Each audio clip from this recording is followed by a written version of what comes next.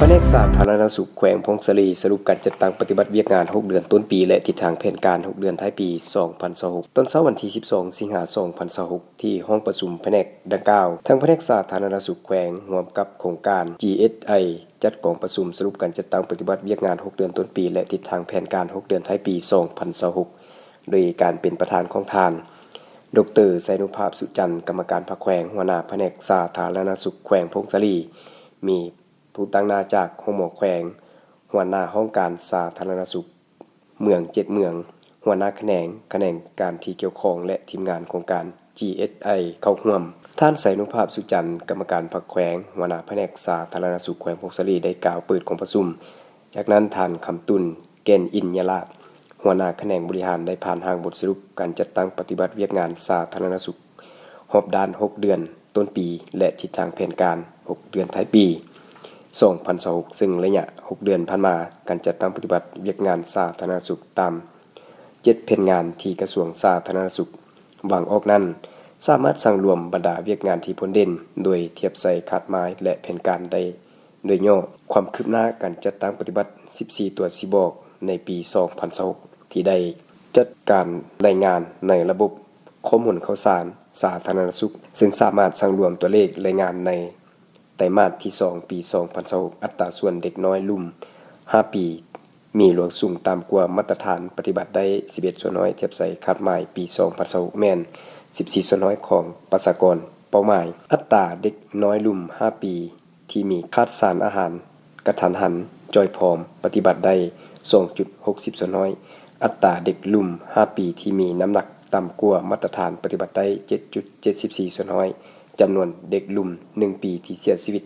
ใน12เดือนปี2026แม่น9คนสามารถคิดไล่เป็นอัตราการตายของเด็กน้อยลุ่ม1ปีแม่น5ปีต่อ 1,000 เด็กเกิดมีชีวิตเห็นว่าสามารถบรรลุคาดหมายจำนวนเด็กลุ่ม5ปีที่เสียชีวิตใน12เดือนปี2026แม่นมี10คน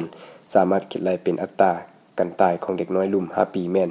28ต่อ 1,000 เด็กเกิดใหม่มีชีวิตเห็นว่าสามารถบรรลุตามคาดหมายปี2026จำนวนแม่ที่เสียชีวิตใน12เดือนปี2026แม่น0คน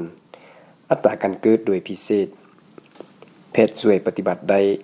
63ส่วนน้อยอัตราการซักยากันพยาธิปฏิบัติได้71ส่วนน้อยอัตราโศกคนกรณีพยาธิวัณโรคเพื่อเข้าถึงการปิ้นปัวปฏิบัติได้24ส่วนน้อยจำนวนการติดเชื้อไข้มาเลเรียกับที่ปฏิบัติได้0คนอัตราส่วนผู้บ่งมติพยาธิติดเชื้อไวรัส HIV ได้รับการปิ้นปัวปฏิบัติได้60ส่วนน้อยอัตราการปกคุมด้วยประกันสุขภาพปฏิบัติได้100ส่วนน้อยอัตราสมใช้น้ำสะอาดปฏิบัติได้86ส่วนน้อยและอัตราสถานที่บริการสาธารณสุขได้จัดตั้งปฏิบัติเป็นสถานที่บริการสะอาดปลอดภัยและเป็นมิตรต่อสิ่งแวดล้อมทนทานต่อกับการเปลี่ยนแปลงดินฟ้าอากาศปฏิบัติได้0ส่วนน้อยและแผนงานย่อยแม่และเด็กในระยะ6เดือนต้นปีผ่านมาเด็กได้ซักยากันพยาธิภายใน24ชั่วโมง878คนเด็กได้ซักยากันพยาธิภายใน7วัน43คนเด็กได้ซักยากันพยาธิ 1,105 คนเด็กได้ยอดยาซักยากันพยาธิ 1,260 คนเด็กซักยากันพยาธิ 1,247 คนเด็กซักยากันพยาธิมักแดง774คนและการควบคุมการเกิดแม่หญิงอายุ 15-49 ปีที่ได้ใช้วิธีวางแผนครอบครัวแบบทันสมัยผ่าตัดทำหมันหญิงปฏิบัติได้ 1,128 คนใช้ยาซักปฏิบัติได้ 4,816 คนใช้ยาเม็ดเดียวปฏิบัติได้ 1,180 คนใช้ยาเม็ดผสมปฏิบัติได้ 3,695 คนใส่ห่วงปฏิบัติได้359คนใส่ถุงยางอนามัยปฏิบัติได้709คนฝังเข็มคุมกำเนิดปฏิบัติได้950คนและแม่เสียชีวิต0คนแม่หญิงถือพามาฝากท้องก่อนเกิดครั้งที่1ปฏิบัติได้ 1,876 คนแม่หญิงถือพามาฝากท้องก่อนเกิดครั้งที่4ปฏิบัติได้ 1,108 คนเกิดลูกมีเพศช่วยทั้งหมด 2,966 คนแม่หญิงถือผ้าได้สักยากันพยาธิบัตรทะยักปฏิบัติได้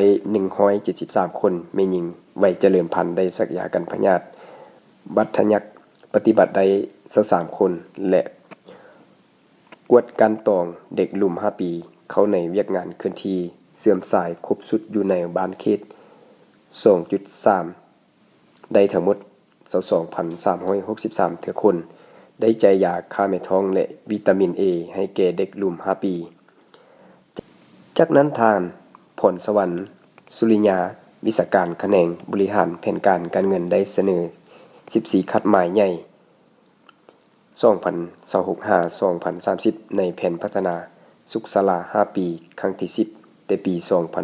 2026-2030 ตามคัดหมายที่กระทรวงสาธารณสุขวางออกเสนอสูตรการคิดไล่ในรายงานความคืบหน้า14ตัวชี้วัดโอกาสนี้ประธานมีคำถามโจทย์จิ้มและประกอบคำคิดคอมเมนต์พร้อมนั้นท่านวรรณไสยจันมะนามคณะประสานงานโครงการสรุปการจัดตั้งปฏิบัติเวียกงานเข้าถึงการบริการสุขภาพและโภชนาการระยะ